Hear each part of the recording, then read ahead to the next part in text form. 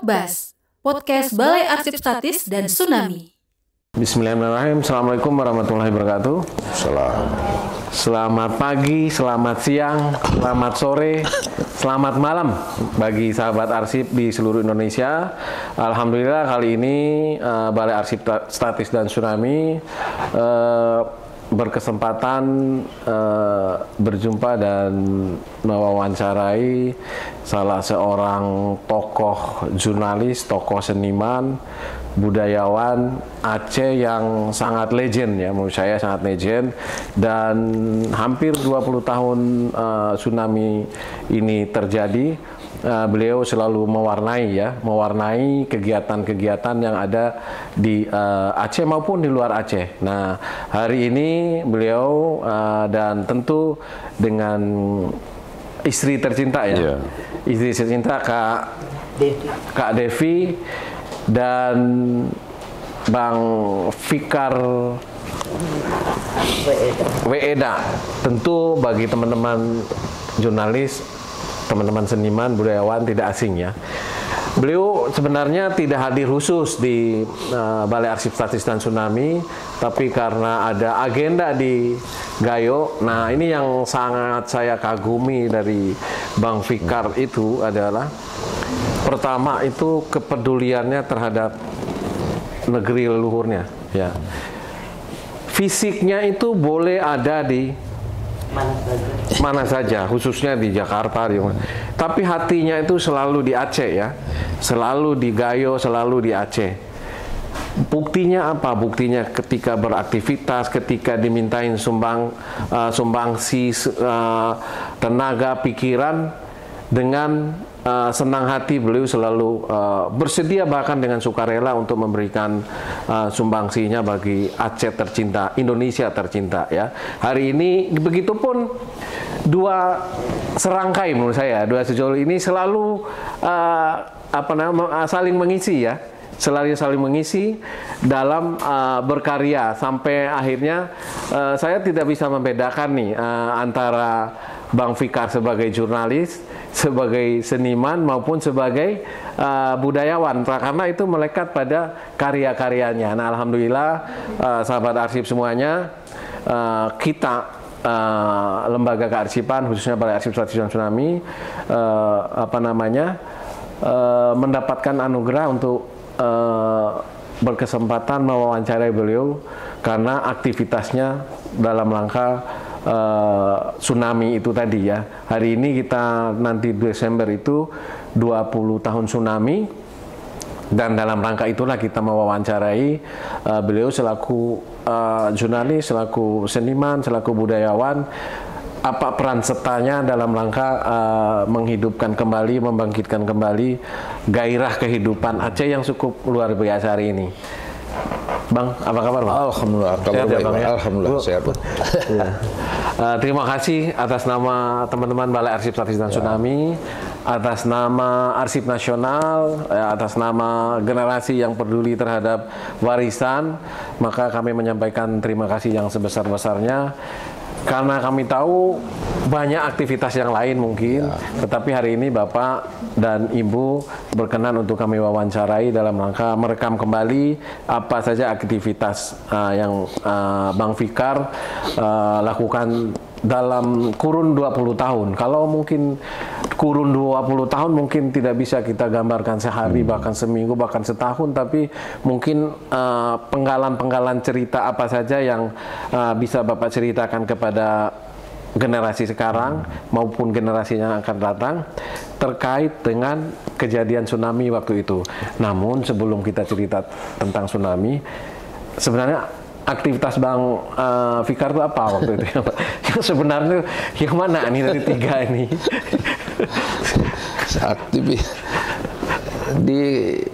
Kalau sebelumnya saya saya penulis lah, penulis, saya penyair, saya baca puisi, ya itulah aktivitas saya. Bahkan aktivitasnya di Serambi ya? Di Serambi. Bisa cerita gimana Serambi sejak itu? Tahun 89 saya bekerja di Surat Kabar Serambi Indonesia. Surat Kabar Serambi Indonesia itu terbit 9 Februari 1989. Saya bergabung 3 bulan setelah tsunami setelah Serambi itu terbit dan diangkat 6 bulan berikutnya.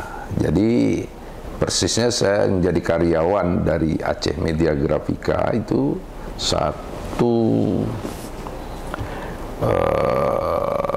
tahun 1990 kalau nggak salah. Seangkatan dengan Bang Yarmen atau mana? Oh iya, seangkatan itu. Seangkatan dengan Bang Yarmen ya. Iya. Dulu kuliah bareng-bareng ya? Saya kuliah di Universitas Syah Kuala Fakultas Pertanian. Oh, pertanian. Malah jadi jurnalis, malah jadi budayawan, malah jadi seniman. Ini gimana ceritanya itu?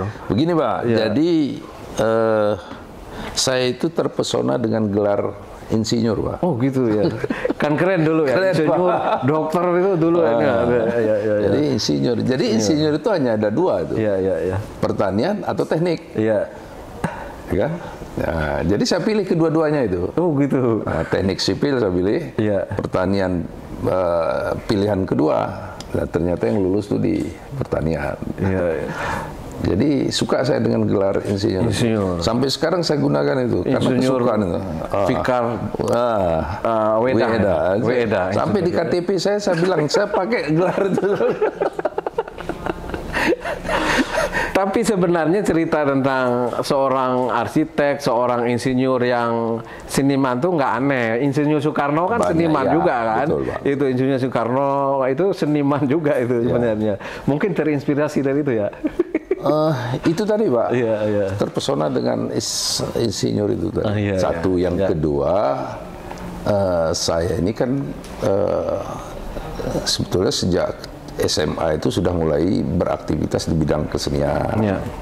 Sudah main teater, sudah nulis-nulis. Nah, kemudian itulah yang menyebabkan saya kemudian memilih bekerja setelah tamat.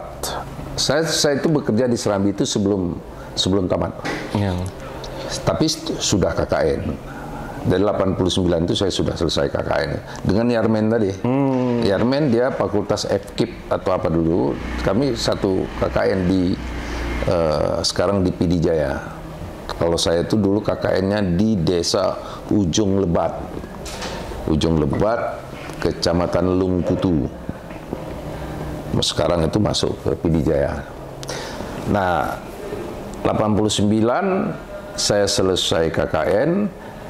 Selesai KKN itulah saya kemudian gabung dengan Serambi Indonesia. Waktu itu saya masih di Takeon. Karena ada dulu itu selesai KKN kan melanjutkan penelitian. Itu ada ruang 6 bulan, Pak. Kosong. Jadi saya pikir daripada berputar-putar tak jelas, ya udah saya gabung ke Serambi. Waktu itu saya sampai sini. Dites itu waktu tes. Enggak langsung aja ya, bebas wartawan.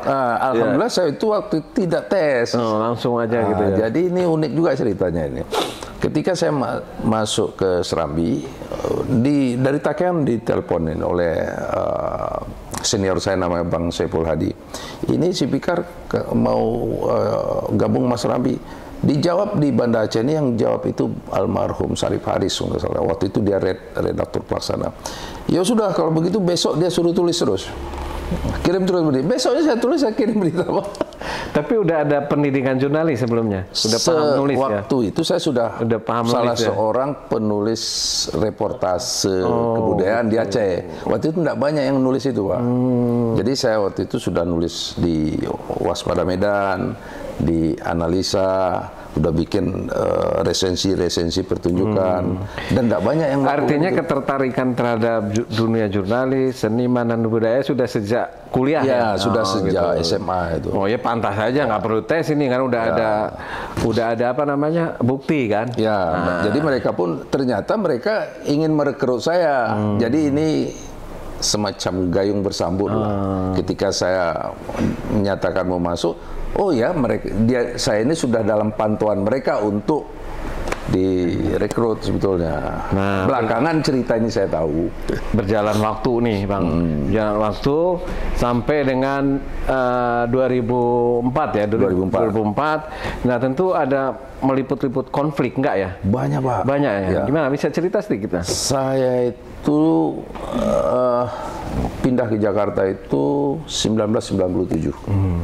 1997.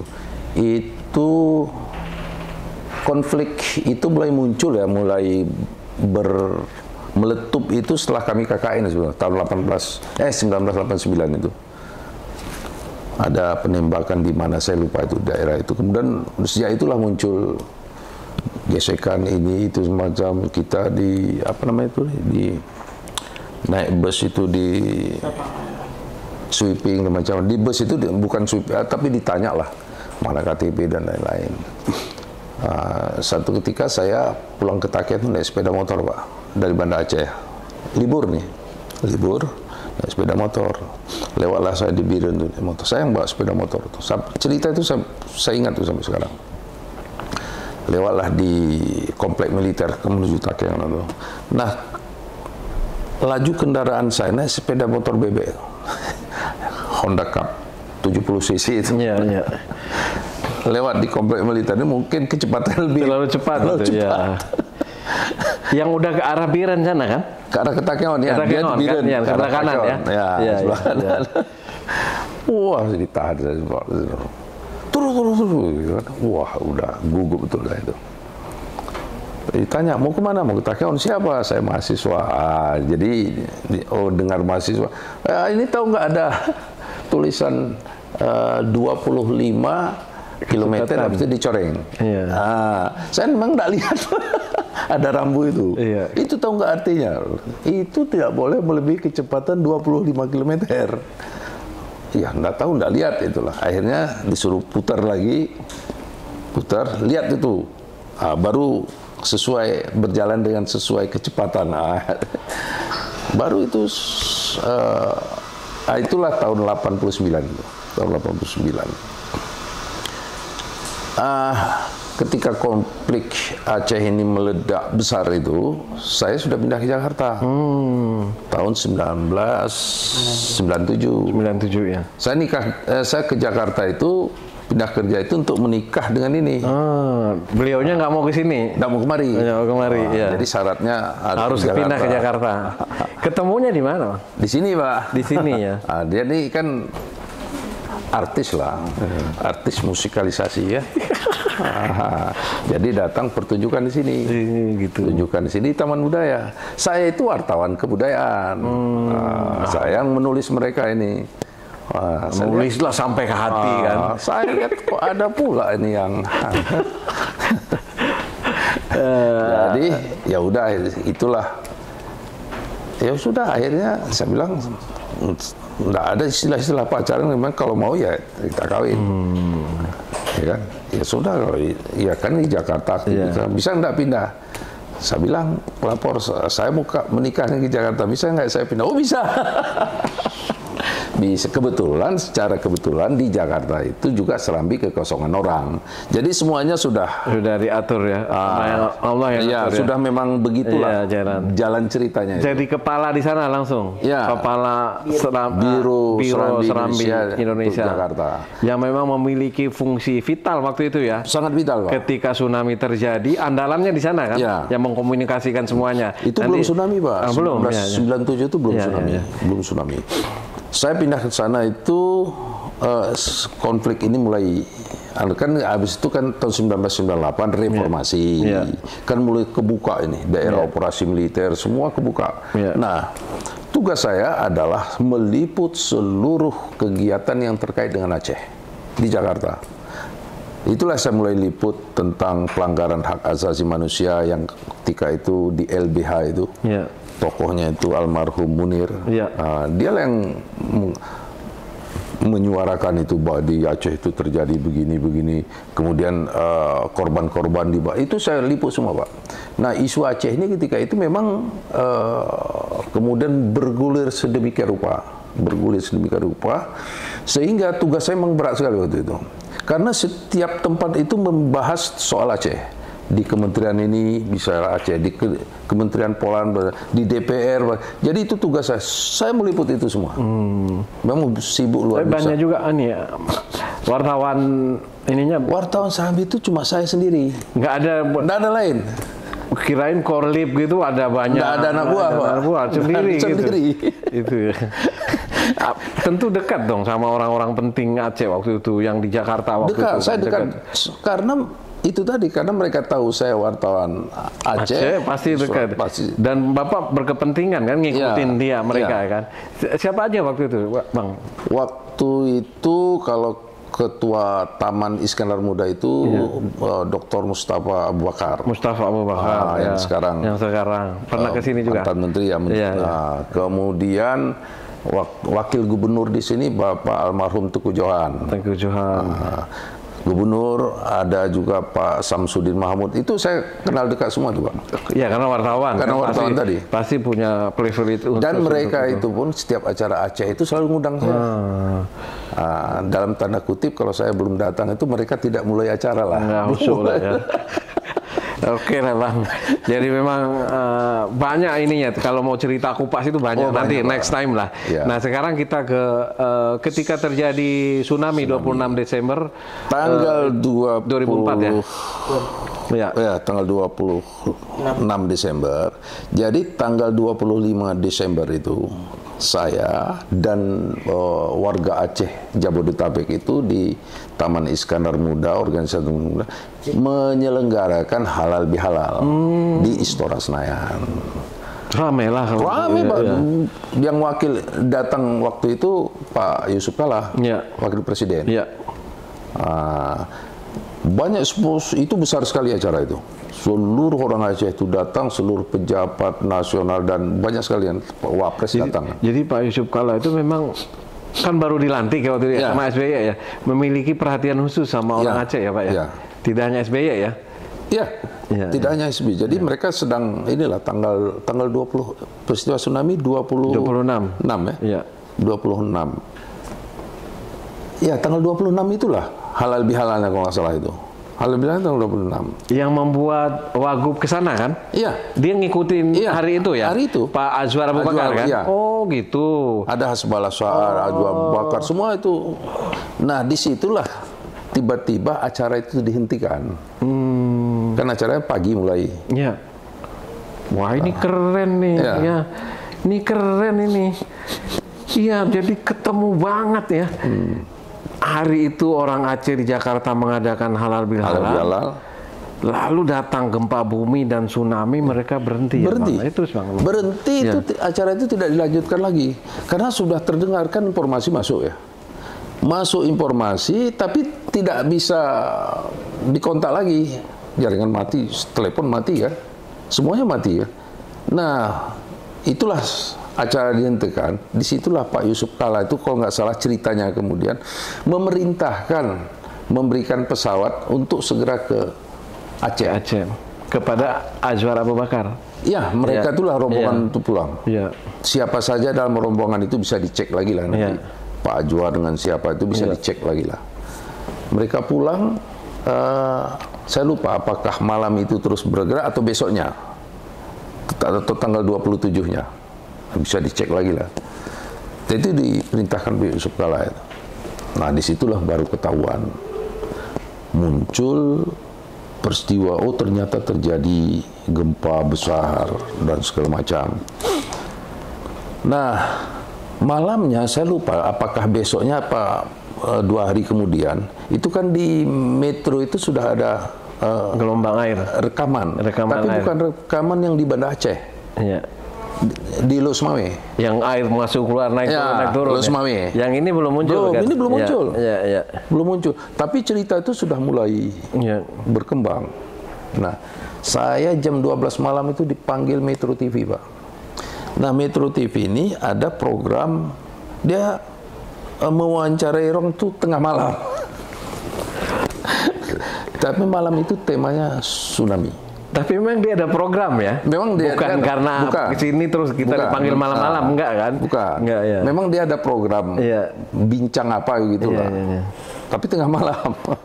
Jadi saya dipanggil untuk menjadi narasumber karena mereka tidak bisa lagi mengontak siapa-siapa gitu. Nah, saya dipanggil sebagai seorang seniman untuk merespon itu. Saya kira. Saya ingat itu, saya kantor di Palmerah jam mungkin maghrib saya dikasih tahu untuk hadir ke studio Metro TV itu jam 11 atau jam 12. Pokoknya malam lah. Di samping saya itu Teku Neta Firdaus. yang belakangan dia jadi aktivis macam-macam lah, Tekuneta Firdaus, orang Aceh Barat. Ini dia juga terus masuk informasi, saya masuk informasi, jadi memang mulailah muncul, ternyata ini dahsyat. Saya bilang ini mau ke Metro, iya siap, ikutlah sama-sama gitu. Nah, ketika mau ke Metro itu, saya mau cerita apa ini sebetulnya? Secara gambaran persis saya belum tahu apa-apa, karena hubungan komunikasi terputus. Saya hanya telepon Pak Cik saya yang di Biren, di Lusmawe ketika itu. Dia menceritakan, oh ya, ini memang terjadi di Lusmawe. Dia ceritakan, oh ya, ini memang terjadi gempa ini. Pak Cik itu dia karyawan Pupuk Iskandar Muda, namanya Yal Takyani, sekarang udah pensiun. Dia yang telepon itu. Saya tanya kabar dia, karena saya dengar-dengar itu. Dia, alhamdulillah kami dalam keadaan selamat dan tidak. Tapi memang ini yang terjadi, dia bilang. Dalam perjalanan ke Metro TV, itulah yang saya bikin, bukan dalam perjalanan, sebelum saya ke Metro TV, di kantor saya ingat tuh, mungkin dalam waktu 5-10 menit, itulah yang saya tuliskan puisi yang berjudul kemudian Nyeri Aceh itu, Pak. Jadi cepat sekali proses puisi itu lahir, setelah mengetahui informasi-informasi itu. Nah, puisi inilah yang saya bacakan malam itu di Metro TV. Nah, ini puisinya ini. Nyeri Aceh, tanah Aceh nyeri kami, nyeri daging dan tulang kami, nyeri darah dan tangis kami, nyeri gigil, nyeri perih, nyeri kami. Nyeri laut menggulung pantai, lumatlah rumah, remuklah pohon, dan tubuh kami bercecer di himpitan pohon itu, hanyut bersama papan berlumut, mengapung di jembatan roboh, nyelinap di selokan, terdampar di trotoar basah, tersangkut pada ranting-ranting beku.